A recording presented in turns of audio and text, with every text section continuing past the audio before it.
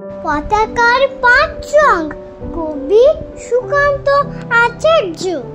বলো তো দেখি পতাকায় মোদের কয়টি রং আছে? শিক্ষক এসে শুধালেন হেসে দ্বিতীয় শ্রেণীর কাছে। একসাথে মিলে সব ছেলে বলে চিৎকার করে জোরে, 3টি বর্ণ রয়েছে রাঙানো জাতীয় পতাকা জুড়ে। শ্রেণীর পেছনে বেঞ্চের কোণে শিশু ছিল এক বসে। পতাকার মাঝে 5 রং আছে, বলল সে মৃদু হাসে। কথা তার শুনে বাকি শিশু গণে হেসে খায় লুটোপুটি।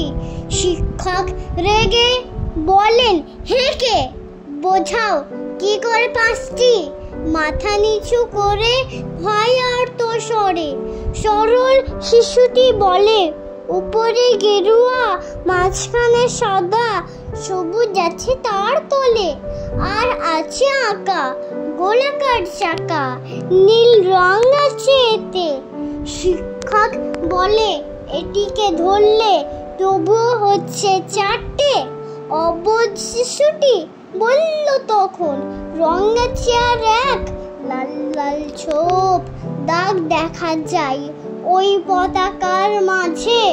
বাবাকে যখন আনলে ওরা কফিনের ঢাকা খুলে, জড়ানো রয়েছে দেহখানা তার পতাকা আর ফুলে। রক্তের দাগে ছিল লাল ছোপ ওই পতাকার মাঝে।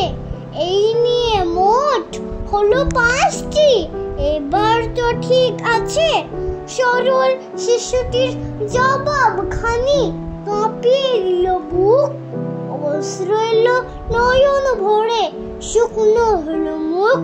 আজও যারা দেশের জন্য করছে বলিদান, স্বাধীনতার শহীদ সম তাদের অমর প্রাণ হয়েছে স্বাধীন। পেরিয়ে গেছে 70টি বছর, দেশ বাঁচাতে যাচ্ছে যে প্রাণ, রাখছে কি তার খবর? নমস্কার।